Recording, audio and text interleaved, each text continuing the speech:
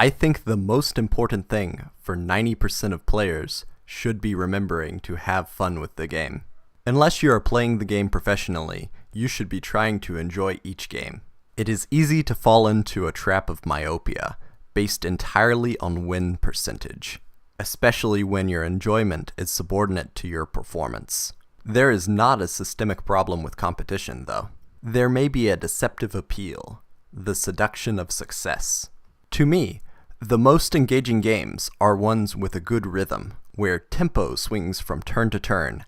Either player can win at any point, with each decision and resource being used being enough to turn the tide of the game. In short, an exciting game is preferable to winning.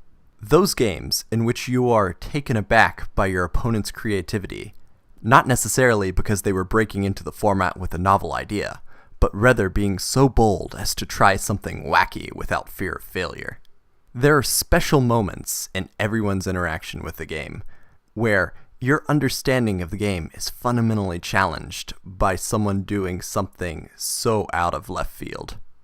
As my first piece of advice, play interesting decks. This could be anything. Try out an archetype that stands out to you. Yu-Gi-Oh! Is saturated with different deck options. Not just the dozen list which get net-decked. Even when net-decking, though, there's a huge variety of decks from mad deck builders who are motivated by experimentation. But the potential doesn't stop there. You are able to add your own unique spin on decks. Whether teching in your favorite cards into an existing established deck, or building a creation unique to you, just a little variation can diversify gameplay and increase enjoyment. Of course, this advice applies to all formats, but sometimes it is important to branch out from the current environment. My second piece of advice? Try new formats. Yu-Gi-Oh! Has a bit of weakness in this respect, as sanctioned play is almost exclusively in the advanced format. But there is a wealth of player-created formats. GOAT format is valued by many players as the pinnacle of skill and interaction. Yu-Gi-Oh! Was an expansion of GOAT format, intended to introduce new cards into the format without removing the skill and strategy.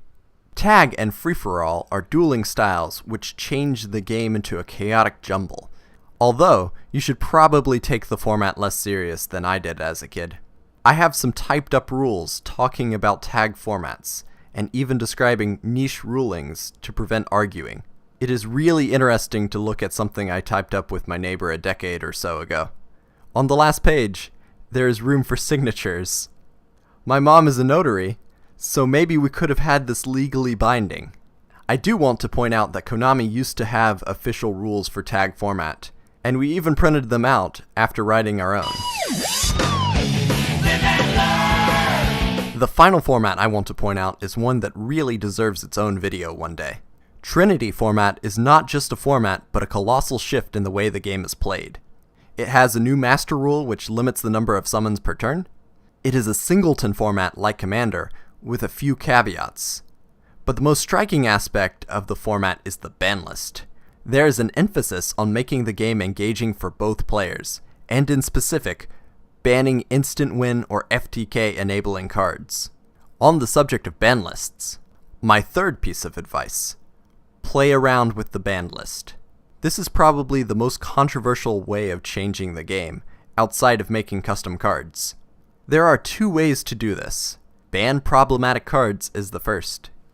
Getting rid of floodgates, alternative win conditions, or overpowered cards which remove enjoyment from the game can help to make the game more engaging, allowing for more give and take in a lot of matchups. I have personally invoked a gentleman's ban on Snatch Steal, because the card was so swingy that it would steal games. The second option is like playing with fire. Unban very specific cards. You heard it from me first. Book of Moon to 3. But in all seriousness, adding a piece of power to a tier 3 deck can really be fun, like Painful Choice and Chaos Dragons. Adding power and consistency to any deck can elevate it to the competitive level, but try to avoid situations which eliminate depth of play.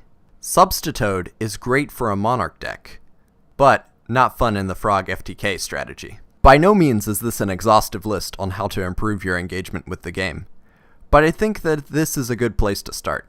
If you take nothing else from this video, I suggest you try to remember the reasons why you are nostalgic for the game. Winning is great, but those matches which could have been decided by either player top-decking a Sparks are an obscure joy. Remember to have fun with the game.